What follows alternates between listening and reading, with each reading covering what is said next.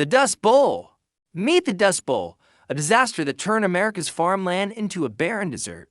In the 1930s, the Great Plains faced years of drought. Farmers had plowed millions of acres of prairie grass. Without roots to hold the soil, the land was exposed. Wind swept across the plains with devastating force. Massive dust storms blackened the skies. Day turned to night in minutes. Children wore masks to breathe. Families stuffed rags into windows and doors. Still, dust seeped into every corner. Cows and chickens suffocated where they stood. Cars stalled when their engines clogged with dirt.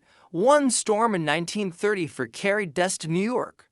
In Washington, even ships at sea reported dust falling on their decks. Oklahoma, Texas, Kansas, and Colorado were hardest hit. Towns disappeared under shifting dunes. People called them black blizzards. Visibility dropped to almost zero. Some storms stretched hundreds of miles. Farmers lost entire crops overnight.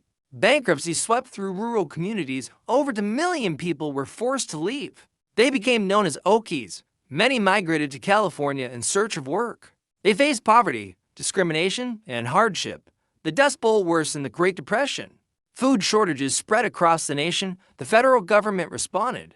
President Franklin Roosevelt launched soil conservation programs. Farmers planted shelter belts of trees to stop the wind. New plowing methods reduced erosion. Gradually, the land began to recover. Rain returned by the early 1940s, but scars of the Dust Bowl remained.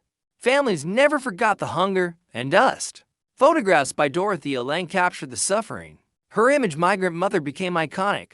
John Steinbeck's novel The Grapes of Wrath told their story.